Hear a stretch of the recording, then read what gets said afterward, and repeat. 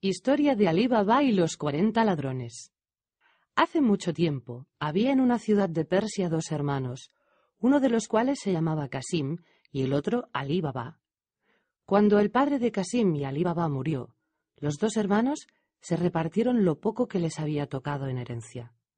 El mayor, Casim, no tardó en entablar amistad con una alcahueta que, después de poner a prueba sus virtudes, lo casó con una joven de buena familia, y así tuvo él una tienda bien provista en el centro del zoco de los mercaderes. En cuanto a Alí Baba, como por naturaleza no tenía ambición y se contentaba con poco, se hizo leñador y se dedicó a llevar una vida de pobreza y trabajo. A pesar de todo, pudo ahorrar algún dinero que empleó prudentemente en comprarse 3 asnos que llevaba al bosque consigo todos los días y los cargaba con la leña que antes se veía obligado a llevar a cuestas.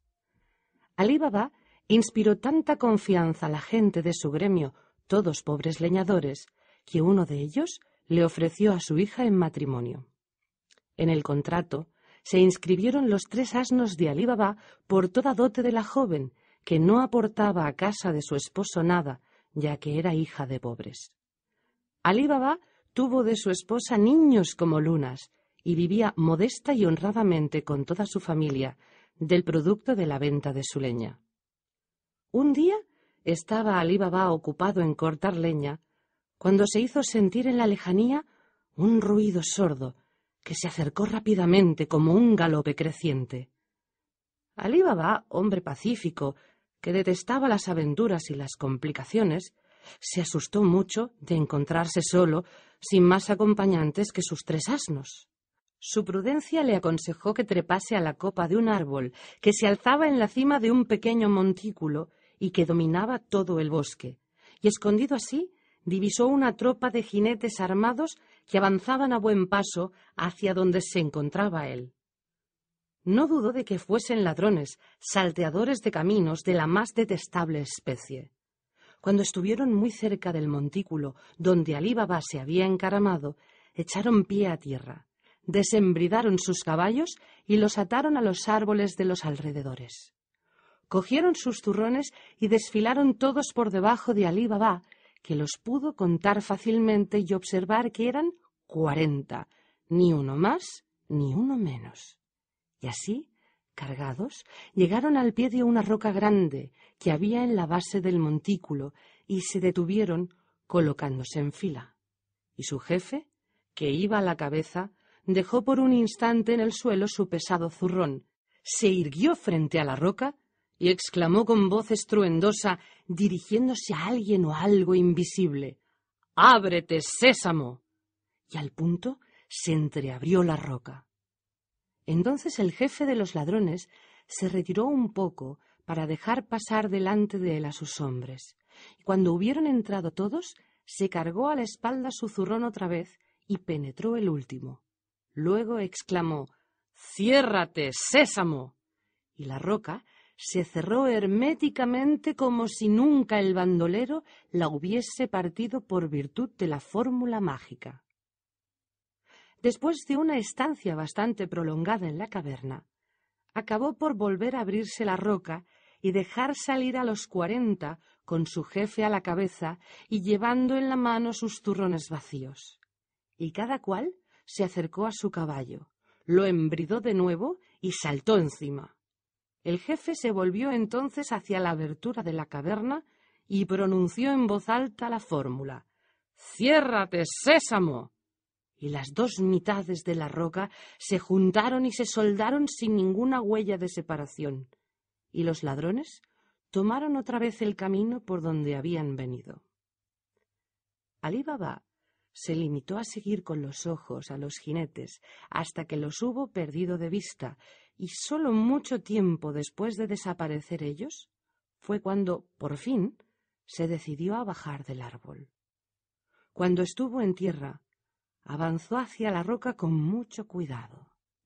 En su corazón se había encendido una curiosidad sin precedente por cuanto hubo de ver y oír desde la copa del árbol.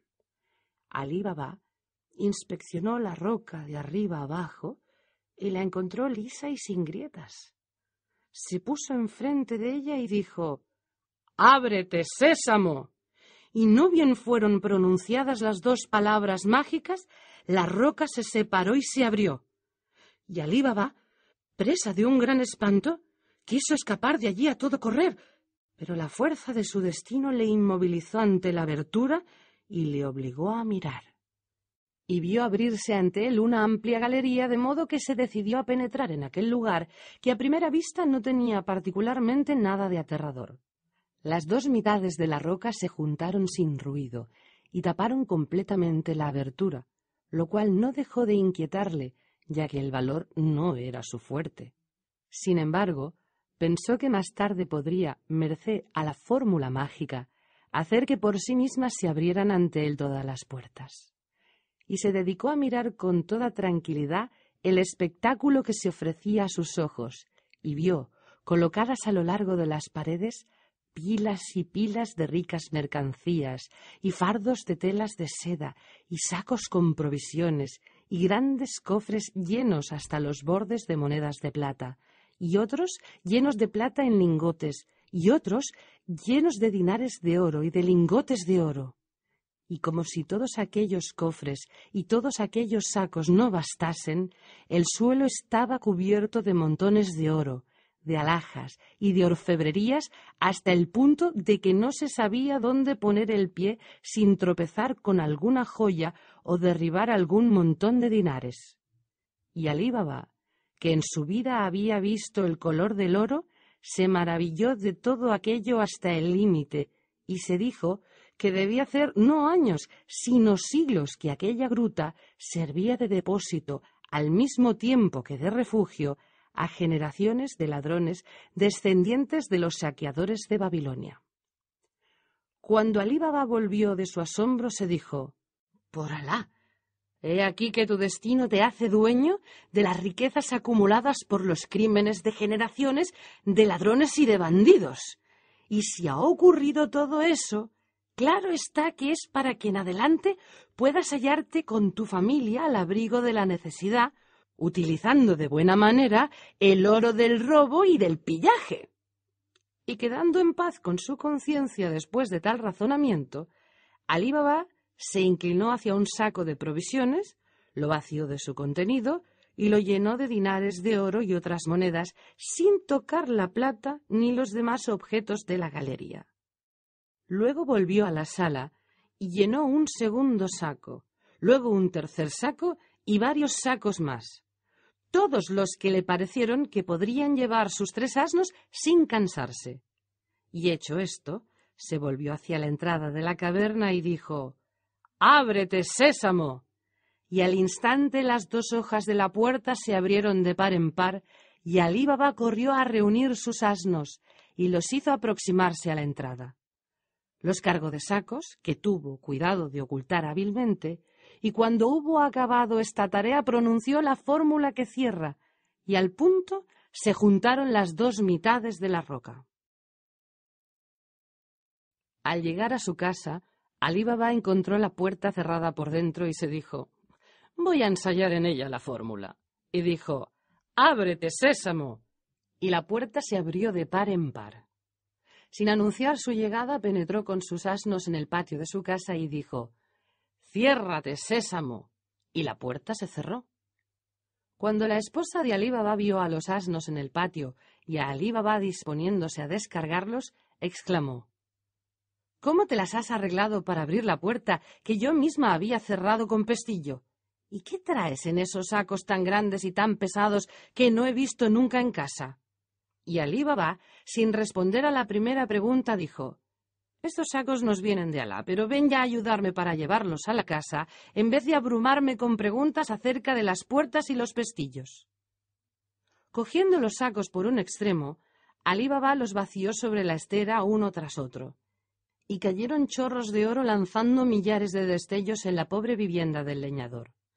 Y Alí Baba, satisfecho de ver a su mujer deslumbrada por aquel espectáculo, se sentó en el montón de oro y le hizo el relato de su aventura desde el principio hasta el fin, sin omitir un detalle.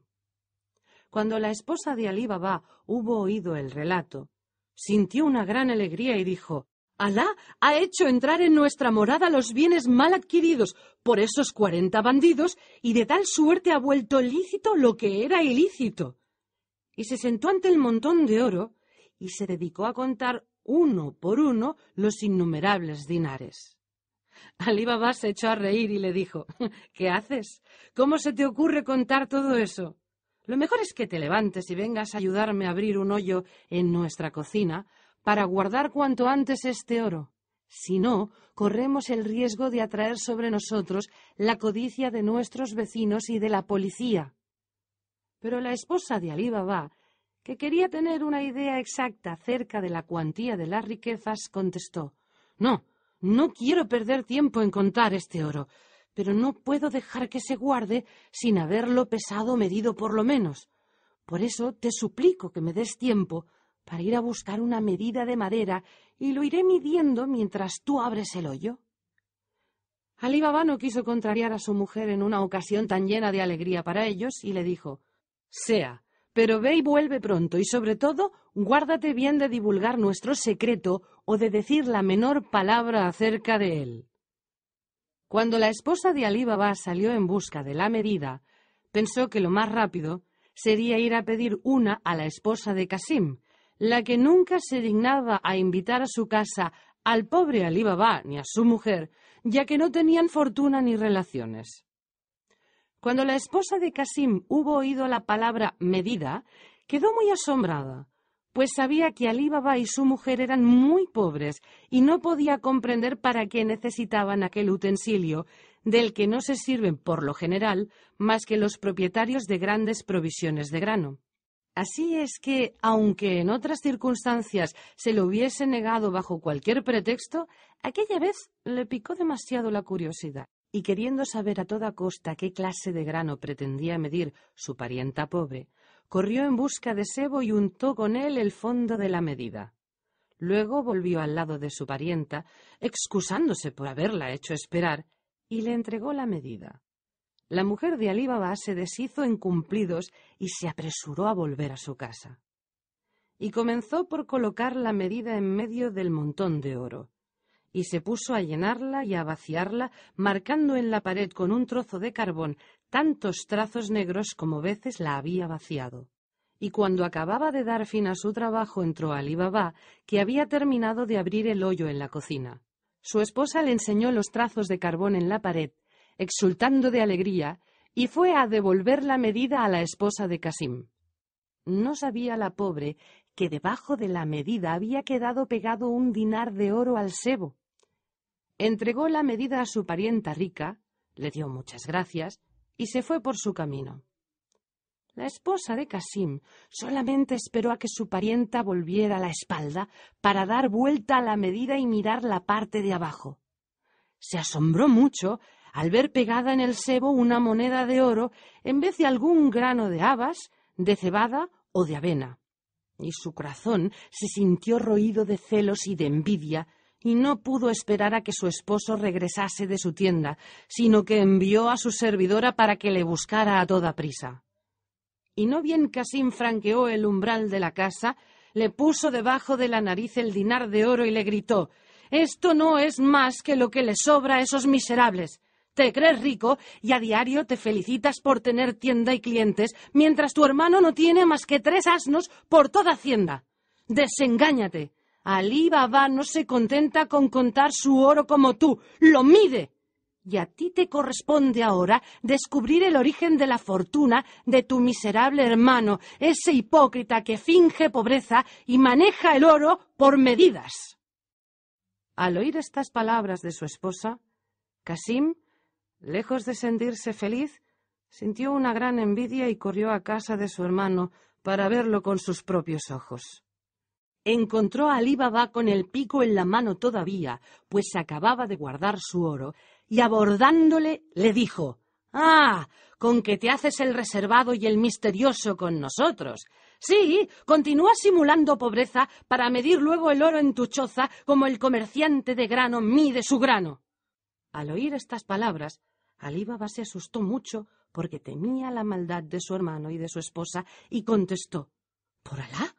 No sé a qué te refieres. Explícate y no me faltarán para ti franqueza y buenos sentimientos, por más que desde hace años hayas olvidado tú el lazo de la sangre y vuelvas la cara cuando te encuentras con la mía y con la de mis hijos. Entonces dijo Casim: no finjas ignorancia conmigo, porque estoy enterado de lo que tienes oculto. Y mostrándole el dinar de oro untado de sebo aún, le dijo: ¿cuántas medidas de dinares como este tienes en tu granero? ¿Y dónde has robado tanto oro? Cuando Alí Baba hubo oído estas palabras de su hermano, comprendió que el mal ya estaba hecho y no podía repararse. Así es que, sin hacer ante su hermano la menor demostración de asombro o de pena por verse descubierto, le contó su aventura, aunque sin revelarle la fórmula mágica, y añadió: somos hijos del mismo padre y de la misma madre. Por eso todo lo que me pertenece te pertenece, y quiero, si me haces la merced de aceptarlo, ofrecerte la mitad del oro que he traído de la caverna. Casim contestó: ciertamente, así lo entiendo yo también. Pero quiero saber además cómo podré entrar yo mismo en la roca si me da la gana. Y te prevengo que si me engañas, iré enseguida a denunciarte a la justicia como cómplice de los ladrones. Entonces el bueno de Alí Baba, pensando en la suerte de su mujer y de sus hijos en caso de denuncia, le reveló la fórmula mágica. Y Casim, sin tener siquiera para él una frase de reconocimiento, le dejó bruscamente resuelto a apoderarse él solo del tesoro de la caverna. Al día siguiente, antes de la aurora, Casim salió para el bosque, llevándose 10 mulos cargados con cofres grandes que se proponía llenar con el producto de su primera expedición. Enseguida llegó al pie de la roca, alzó ambos brazos y dijo: «¡Ábrete, sésamo!», y la roca se partió por la mitad. Casim penetró en la caverna, cuya abertura se cerró al instante. No sabía él lo que le esperaba. Casim quedó deslumbrado a la vista de tantas riquezas y sintió un deseo más intenso de hacerse dueño de aquel fabuloso tesoro. Comprendió que para llevarse todo aquello le hacía falta reunir todos los camellos que viajan desde los confines de la China hasta las fronteras del Irán, y se dijo que la próxima vez tomaría las medidas necesarias para organizar una verdadera expedición que se apoderase de aquel botín, y se contentó con llenar sus 10 mulos. Terminado este trabajo, volvió a la galería que conducía a la roca cerrada y exclamó: «¡Ábrete, cebada!». Casim, con el espíritu turbado por el descubrimiento de aquel tesoro, había olvidado por completo la palabra que tenía que decir. Y fue para perderse sin remedio, porque dijo varias veces: «¡Ábrete, cebada!». Pero la roca permaneció cerrada. Entonces dijo: «¡Ábrete, avena!». Y la roca no se movió. «¡Ábrete, haba!». Y Casim empezó a perder la paciencia y gritó sin tomar aliento: «¡Ábrete, centeno! ¡Ábrete, garbanzo! ¡Ábrete, maíz! ¡Ábrete, trigo! ¡Ábrete, arroz!». Pero la puerta de granito permaneció cerrada. Y Casim se puso a recitar ante la roca impasible todos los nombres de las diferentes variedades de granos. Pero el granito permaneció inquebrantable, porque el hermano de Alí Baba no se olvidó de entre todos los granos más que de un solo grano, el mismo al que estaban unidas las virtudes mágicas, el misterioso sésamo. Así pues, el malvado Casim, presa del miedo y de la rabia, dejó los sacos llenos de oro y se puso a recorrer la caverna en todas direcciones en busca de alguna salida, pero no encontró más que paredes. Al mediodía, los 40 ladrones regresaron a su caverna, como acostumbraban a hacer a diario. Y he aquí que vieron atados a los árboles los 10 mulos cargados con grandes cofres, y al punto desenvainaron sus terribles armas y lanzaron sus caballos hacia la entrada de la caverna. Comenzaron a dar vueltas en torno de la roca para dar con el hombre a quien podían pertenecer los mulos, pero como no conseguían nada, el jefe se decidió a penetrar en la caverna. Alzó, pues, su sable hacia la puerta invisible, pronunciando la fórmula, y la roca se partió en dos mitades. Casim, que había oído los caballos y las exclamaciones de sorpresa y de cólera de los ladrones, se acurrucó en un rincón dispuesto a lanzarse fuera en cuanto pudiese. Así es que, en cuanto se hubo pronunciado la palabra «Sésamo», y él la hubo oído maldiciendo su mala memoria, y en cuanto vio la abertura, se lanzó fuera tan violentamente que tropezó con el jefe de los 40 ladrones, que se cayó al suelo cuán largo era. En el mismo momento, los demás bandoleros que iban en socorro de su jefe cogieron a Casim y en un abrir y cerrar de ojos le cortaron las piernas, los brazos y la cabeza, y así expiró su alma antes de poder confesarse. En cuanto los ladrones hubieron limpiado sus sables, entraron en su caverna y encontraron los sacos que había preparado Casim. Se apresuraron a vaciarlos y no advirtieron la cantidad que faltaba y que se había llevado Alí Baba. La esposa de Casim, sin dudar de que enseguida estaría él de regreso, había preparado una comida especial. Pero cuando vio que llegó la noche y que no llegaba Casim, se alarmó mucho y se decidió a ir en busca de Alí Baba y le dijo: «¡Oh, hermano preferido de mi esposo! Los hermanos se deben a los hermanos y los amigos a los amigos. Así pues, vengo a rogarte que me tranquilices acerca de la suerte que haya podido correr tu hermano, que ha ido al bosque, como sabes, y todavía no está de regreso. Apresúrate a ir a ver qué le ha sucedido». Alí Baba, que estaba dotado de un alma compasiva, tranquilizó como pudo a la mujer y al alba ya estaba en el patio de su casa con sus 3 asnos y partió con ellos sin tardanza. Al acercarse a la roca, Alí Baba pronunció las 2 palabras mágicas y entró en la caverna. El espectáculo hizo temblar sus rodillas y estuvo a punto de caerse desmayado en el suelo.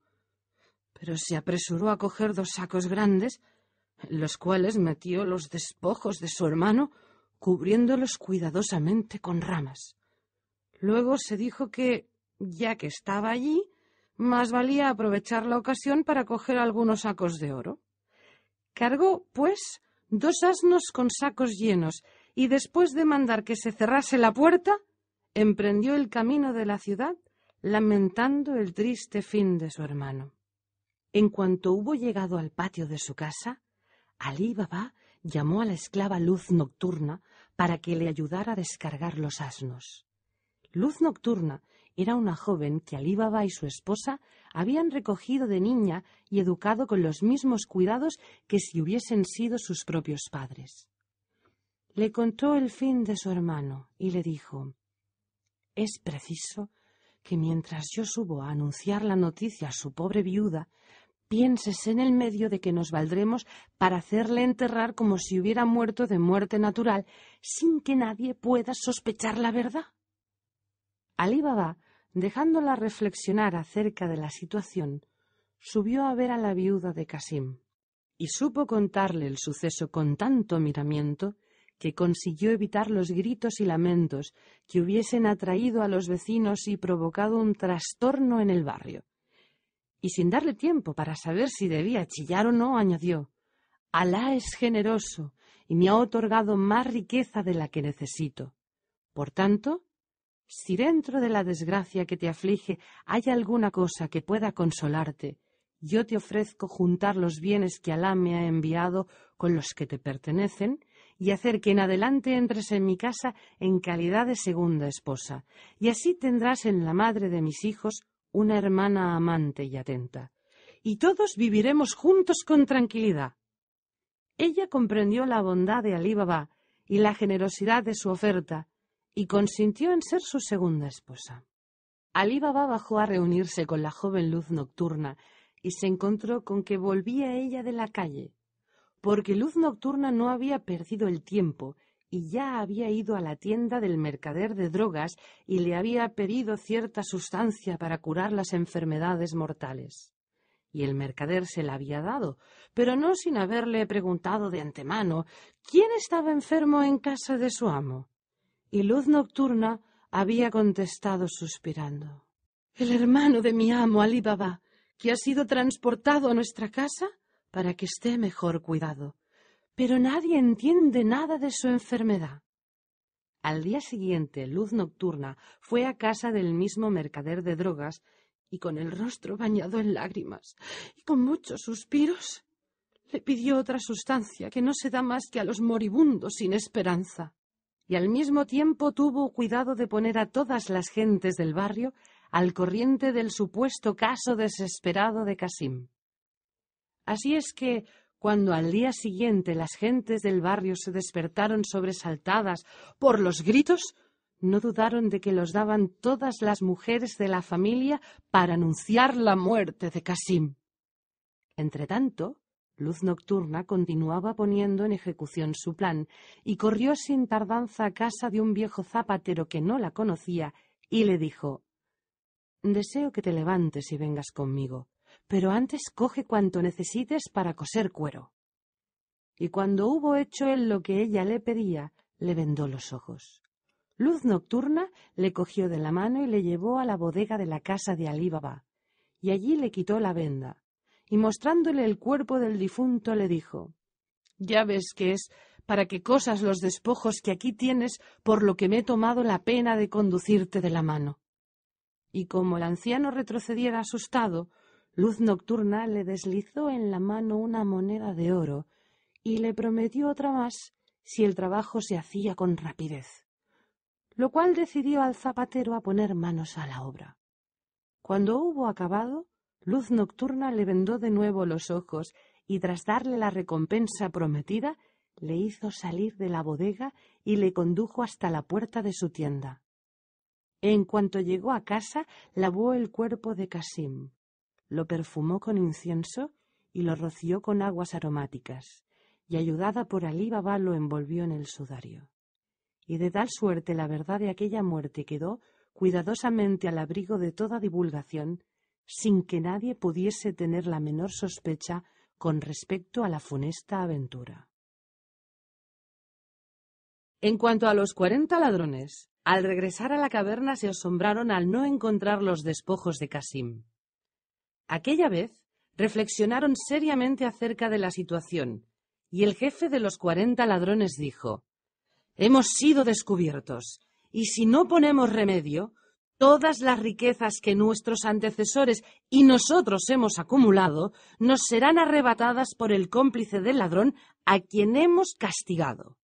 Es preciso, pues, que sin pérdida de tiempo, tras de haber hecho perecer al uno, hagamos perecer al otro. No queda más que un medio de lograr nuestro propósito, y es que alguno vaya a la ciudad y averigüe en qué casa vivía ese hombre».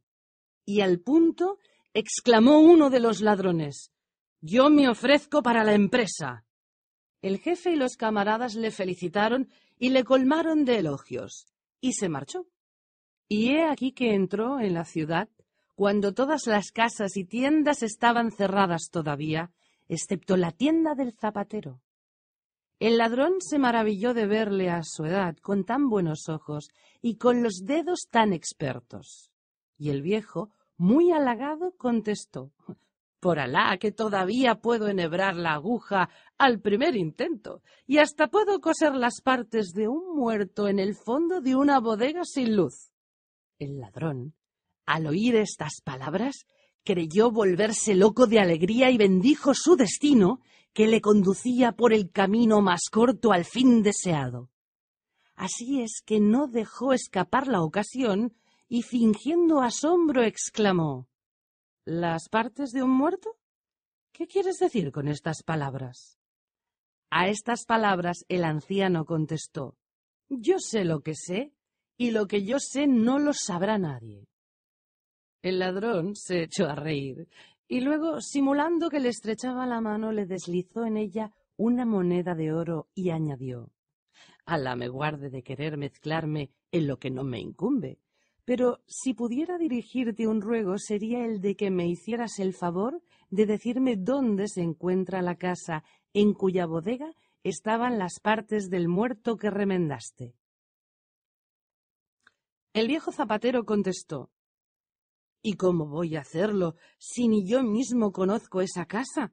Has de saber que he sido conducido con los ojos vendados por una joven hechicera. Claro es que si me vendaran los ojos de nuevo, quizá pudiera encontrar la casa guiándome por ciertas observaciones que hice y palpando todo en mi camino. Entonces el anciano se decidió a levantarse, y el ladrón le vendó los ojos y le llevó de la mano por la calle, guiado por él a tientas, hasta la misma casa de Alí Baba. El ladrón se apresuró a hacer en la puerta de la casa una señal con un trozo de tiza, y luego devolvió la vista a su acompañante, le gratificó con una nueva moneda de oro, le despidió y se apresuró a emprender otra vez el camino del bosque para anunciar al jefe de los 40 ladrones su descubrimiento. Cuando Luz Nocturna salió para ir a la compra, notó en la puerta la señal blanca que había hecho el ladrón. La examinó atentamente y pensó: esta señal no se ha hecho sola en la puerta, y la mano que la ha hecho no puede ser más que una mano enemiga. Y corrió a buscar un trozo de tiza y puso la misma señal en las puertas de todas las casas de la calle. Así es que, al siguiente día, cuando los ladrones entraron en la ciudad, se quedaron muy perplejos al observar que todas las puertas de las casas del barrio tenían la misma marca exactamente. Se apresuraron a regresar a su caverna para no llamar la atención de los transeúntes, y cuando de nuevo estuvieron juntos, arrastraron al centro del círculo que formaban al ladrón que tan mal había tomado sus precauciones. Le condenaron a muerte acto seguido y a una señal dada por su jefe le cortaron la cabeza. Como la venganza que había que tomar se hacía más urgente que nunca, un segundo ladrón se ofreció para ir a informarse. Entró en la ciudad, habló con el anciano zapatero, se hizo conducir ante la casa que presumían era la casa de los despojos, e hizo una señal roja sobre la puerta en un sitio poco visible. Luego regresó a la caverna. Cuando los ladrones, guiados por su camarada, llegaron a la calle de Alí Baba, se encontraron con que todas las puertas estaban señaladas con el signo rojo, porque la astuta Luz Nocturna había tomado sus precauciones, y al regreso a la caverna, la cabeza del guía tuvo que sufrir la misma suerte que la de su predecesor. Así es que, cuando el jefe hubo reflexionado durante un buen rato acerca de la situación, levantó la cabeza y se dijo: en adelante no me fiaré más que de mí mismo.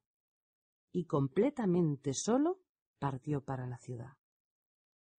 Y he aquí que no obró como los otros, porque cuando se hizo indicar la casa de Alí Baba por el anciano, no perdió el tiempo en marcar la puerta con tiza, sino que se estuvo contemplándola atentamente para fijar bien en la memoria su emplazamiento, ya que por fuera tenía la misma apariencia que todas las casas vecinas.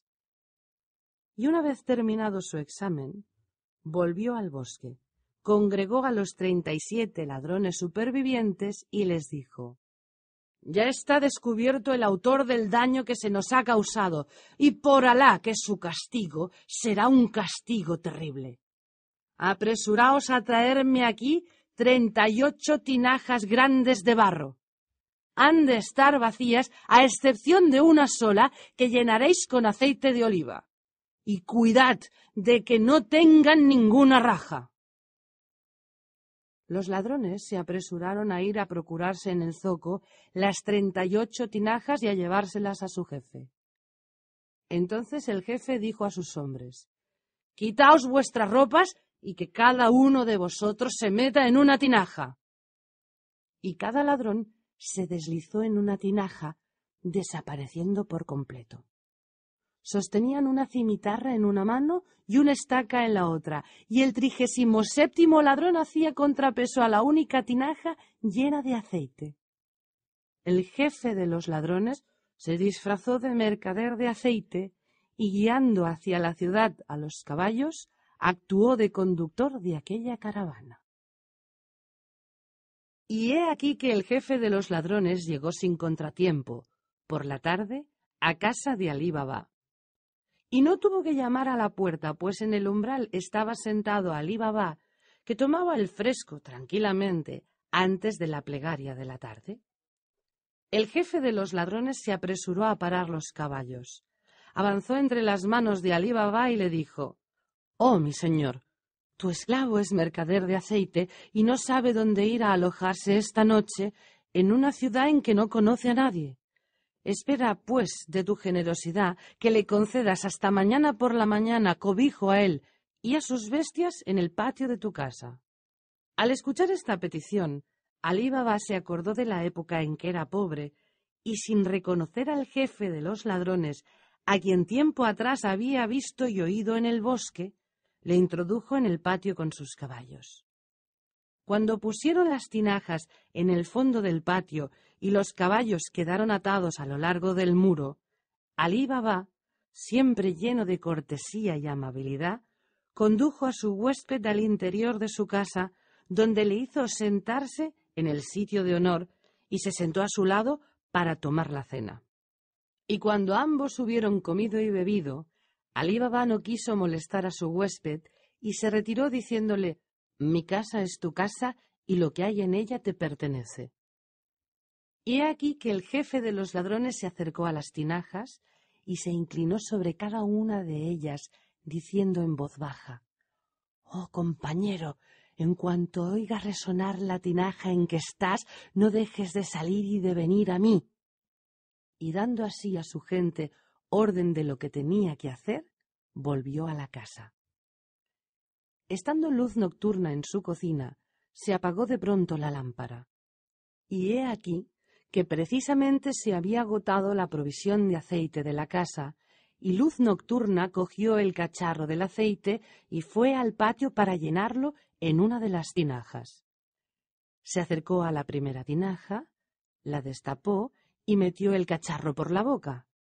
Y el cacharro, en vez de sumergirse en el aceite, dio con violencia en una cosa resistente, y aquella cosa se movió y salió de ella una voz que dijo: «Vamos, ha llegado el momento». Luz Nocturna, en lugar de ponerse a dar gritos, se inclinó sobre la boca de la tinaja y dijo: «No, no, tu amo duerme aún. Espera a que se despierte».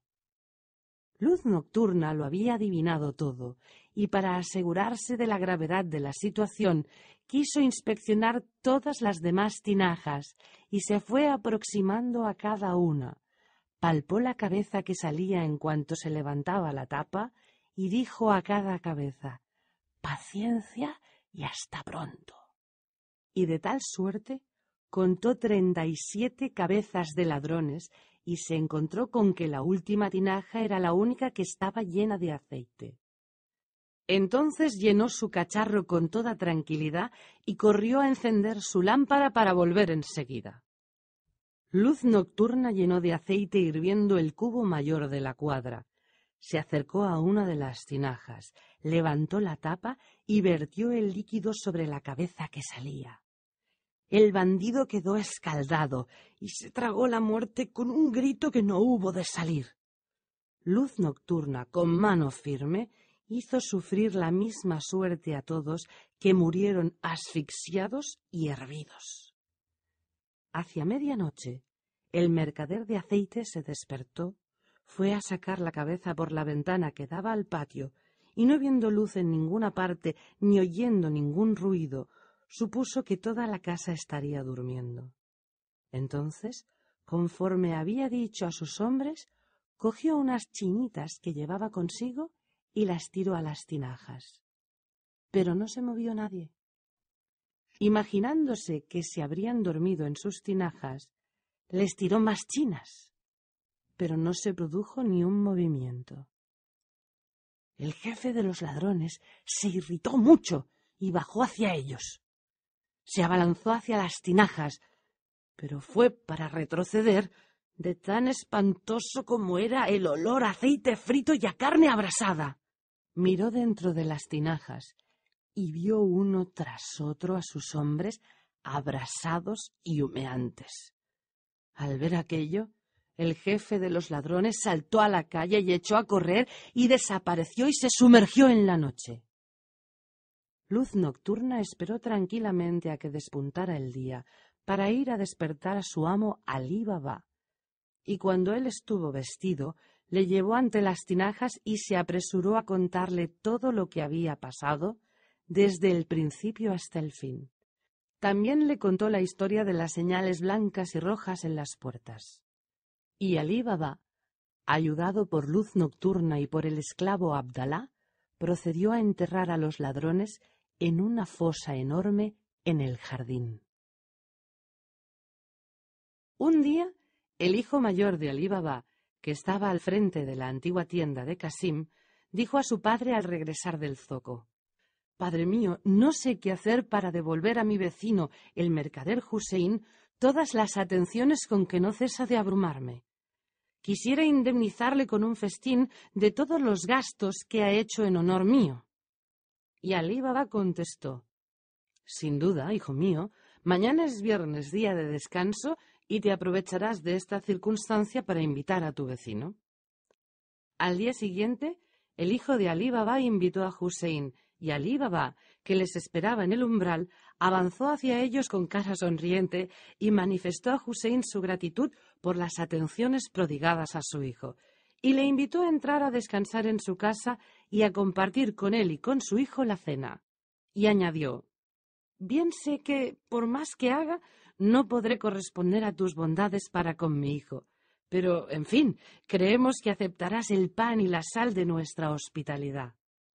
Hussein contestó: «Mi señor, tu hospitalidad es generosa, pero ¿cómo voy a aceptarla si desde mucho tiempo tengo hecho juramento de no tocar jamás los alimentos que estén sazonados con sal y de no probar jamás este condimento?»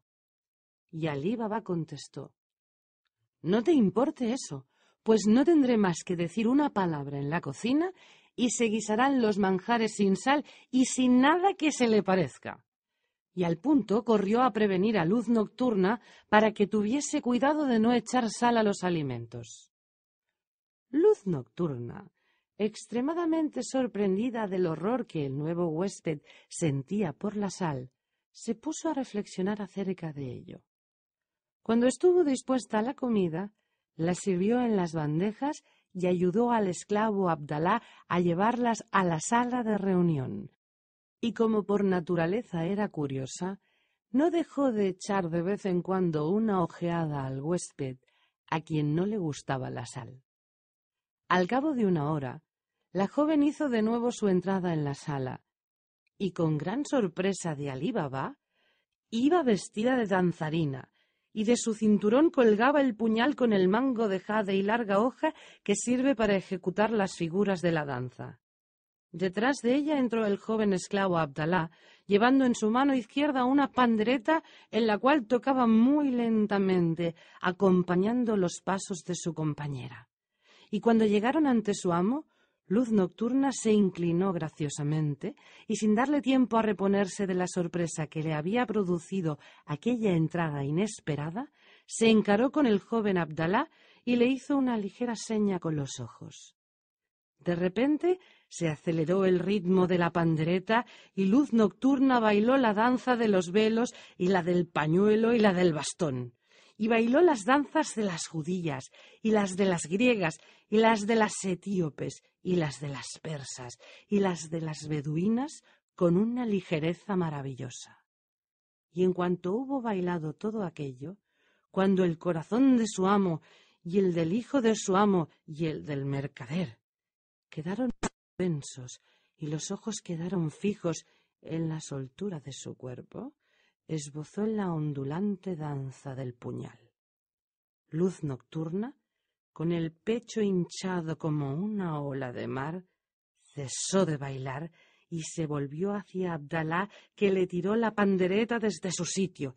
Ella la cogió al vuelo y, volviéndola del revés, se sirvió de ella como de un platillo para tendérsela a los 3 espectadores y solicitar unas monedas, como es costumbre de las danzarinas. Y Alí Baba, que, si bien un poco molesto por la acción inesperada de su servidora, se había dejado conquistar por tanto encanto y tanto arte, echó un dinar de oro en la pandereta.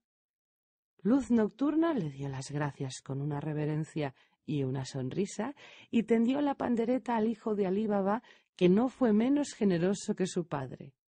Entonces, con la pandereta siempre en la mano izquierda, se la presentó al huésped, a quien no le gustaba la sal, y Husein sacó su bolsa y ya se disponía a extraer de ella algún dinero para dárselo a la deseable danzarina, cuando de pronto Luz Nocturna saltó hacia adelante como un gato montés y le clavó en el corazón hasta la empuñadura el puñal que blandía en la mano derecha.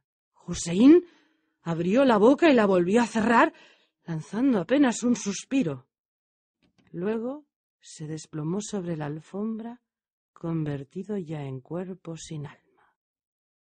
Alí Baba y su hijo se abalanzaron sobre Luz Nocturna, que, temblando de emoción, limpiaba con su chal de seda el puñal ensangrentado. Como la creyeran presa de la locura, le cogieran la mano para arrancarle el arma, pero ella les dijo con voz tranquila: «Oh, amos míos, Alá ha armado el brazo de una débil muchacha para vengaros del jefe de vuestros enemigos. Ved si este muerto no es el mercader de aceite, el capitán de los ladrones, el hombre que no quería probar la sal sagrada de la hospitalidad». Y así diciendo, despojó de su manto el cuerpo e hizo ver bajo su larga barba y el disfraz con que se había embozado para la circunstancia al enemigo que juró destruirles. Cuando Alí Baba hubo reconocido al mercader de aceite, comprendió que por segunda vez debía su salvación y la de toda su familia al valor de la joven Luz Nocturna. La estrechó contra su pecho, la besó y le dijo con lágrimas en los ojos: «Hija mía, ¿quieres entrar definitivamente en mi familia casándote con mi hijo?». Y se celebró sin tardanza el matrimonio de Luz Nocturna con el hijo de Alí Baba, y se enterró secretamente el cuerpo del jefe de los ladrones en la fosa común que había servido de sepultura a sus antiguos compañeros. Después del matrimonio de su hijo, Alí Baba, que se había hecho prudente y seguía los consejos de Luz Nocturna, se abstuvo por algún tiempo de volver a la caverna, por temor de encontrarse allí con los 2 ladrones cuya suerte ignoraba y que en realidad habían sido ejecutados por orden de su capitán. Solo al cabo de un año se decidió a ir a visitar la caverna en compañía de su hijo y de Luz Nocturna. Y ella, que iba observándolo todo por el camino, vio, al llegar a la roca, que los arbustos y las hierbas obstruían por completo la vereda que conducía allí, y que además, en el suelo, no había huella alguna de pasos humanos ni el menor vestigio de caballos. Y sacó en consecuencia que nadie había ido allí desde hacía mucho tiempo. Entonces Alí Baba, extendiendo la mano hacia la puerta de piedra, pronunció la fórmula mágica y, como movida por servidores invisibles, la puerta se abrió en la roca y dejó el paso libre a Alí Baba, a su hijo y a la joven Luz Nocturna. Comprobó que nada había cambiado desde su última visita al tesoro y se complació en enseñar a Luz Nocturna y a su esposo las fabulosas riquezas de que en lo sucesivo era único poseedor. Y desde entonces vivieron en paz, utilizando con prudencia las riquezas que les había deparado Alá. Y así es como Alí Baba, el leñador que por toda fortuna tenía 3 asnos, se tornó, gracias a su destino, en el hombre más rico y más honrado de su ciudad.